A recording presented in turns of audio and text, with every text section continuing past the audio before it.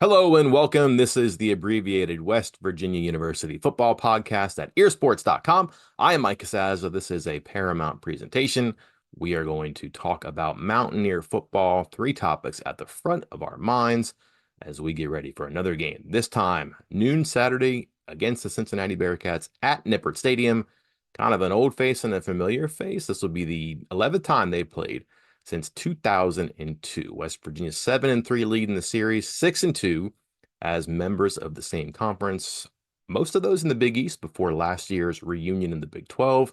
You might get used to this as a more frequent matchup in the geographically unfriendly map of the Big 12. I don't think the Mountaineers would be too upset with that. Why? Consider the unusual travel plan this week. Get in a bus and travel over to Cincinnati. Stop on the way, actually in Columbus, get out, do your walkthrough, get back on the bus, continue on to Cincinnati, check into the hotel, have a meal, do some meetings, wake up, play some football, and then fly home. Kind of a change, I guess, in the routine for a program that is so used to flying and having to battle time changes for as long as it's been in the Big 12. They can probably embrace this, even though it's a little bit unusual.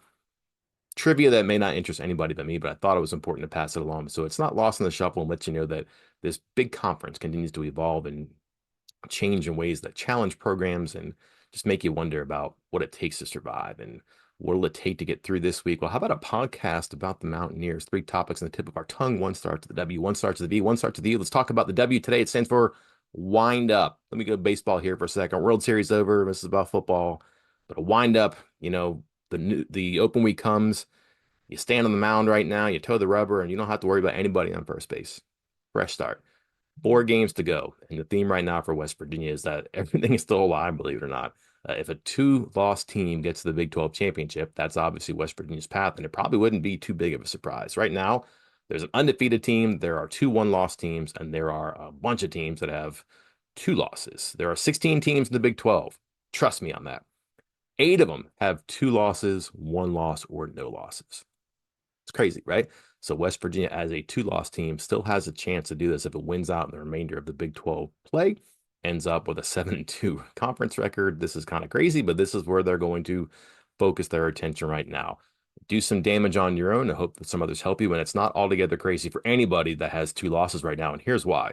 Of the 8 teams, they play 30 more conference games. 16 of them are against one another.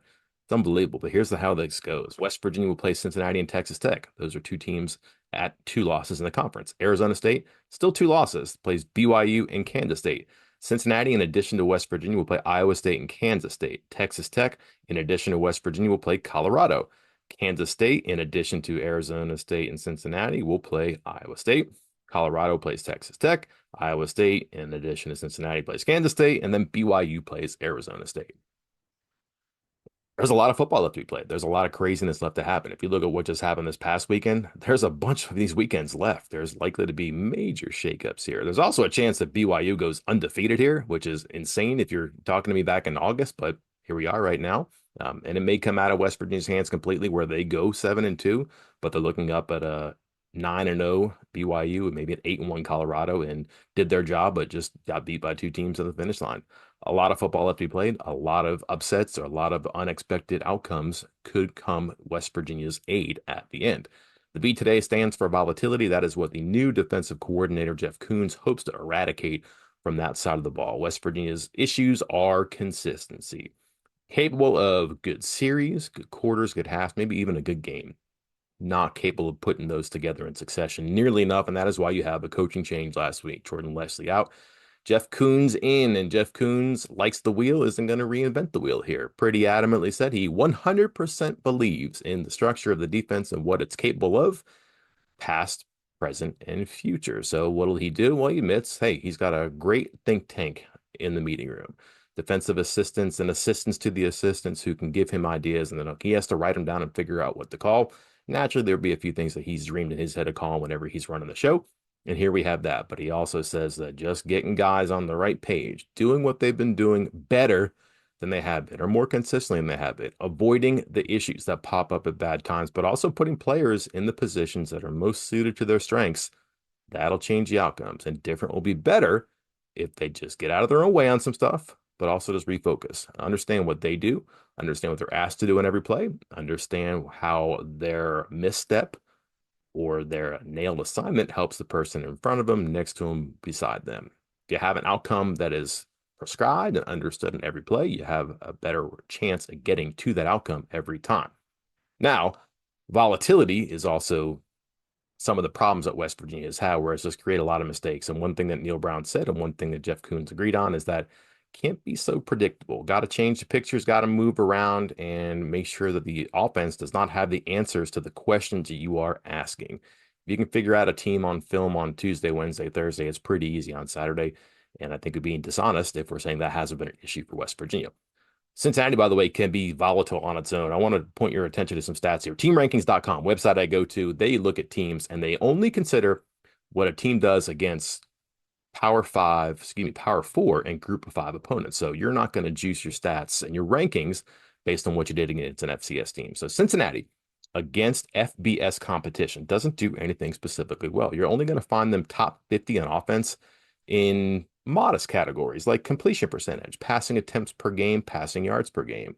The last two are barely in the top 50, and completion percentage actually pretty healthy, top 25. And that is certainly a concern, one or all three, to West Virginia's secondary, because that has been the party to a lot of volatile plays this year, right?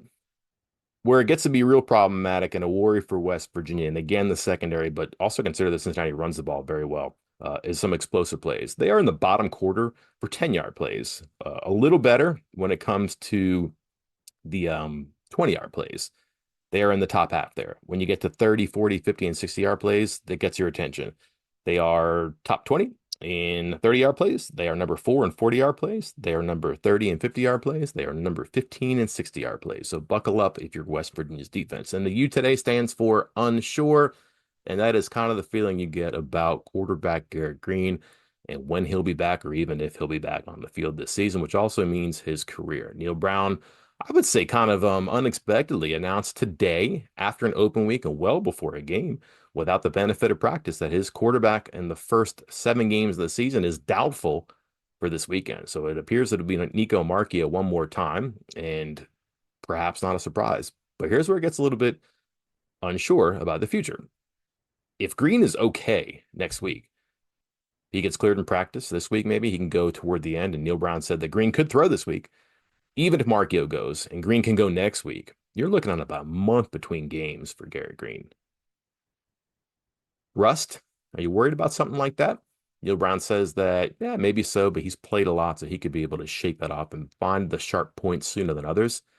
But would you do that? And if you're trying to go 4-0, well, if you win this one against Cincinnati, it becomes even harder to put Green back in, I would think. And you're following Marchio all the way to the finish line. Something to keep an eye on, a development that we did not anticipate, but sometimes the unexpected will keep us on our toes. And sometimes the surprises at the end of the season are on the field and off the field as well.